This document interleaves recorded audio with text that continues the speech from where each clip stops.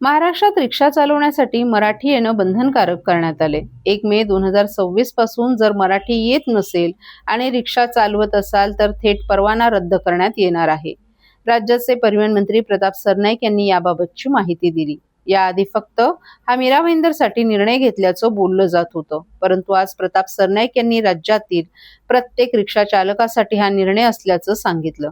बेकायदेशीर bike taxi सेवांवर कारवाई करत ओला, उबेर आणि रॅपिडो यांच्या परवान्यांना तात्पुरती स्थगिती देण्यात आली आहे।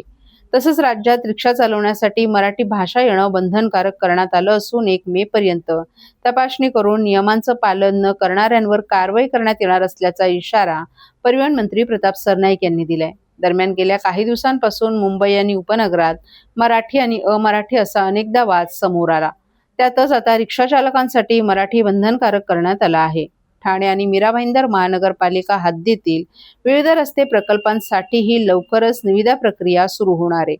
ठाणे, मीरा भाईंदर आणि नवी मुंबई येथे पॉट टॅक्सी प्रकल्प PPP तत्वावर राबवण्याचा मानस असून पुढील 6 महिन्यात सविस्तर प्रकल्प अहवाल पूर्ण केला जाणार आहे। तसंच पावसाळ्यापूर्वी घोडबंदर रोडवरील रुंदीकरणाची कामं पूर्ण करण्याचे निर्देश देण्यात आले आहेत। महावितरणच्या खांबांच्या स्थलांतरासाठी सुमारे 75 कोटी रुपयांची कामे पुढील 3 महिन्यात पूर्ण करण्याचे आदेश देण्यात आले असल्याचंही सरनाईक यांनी सांगितलं।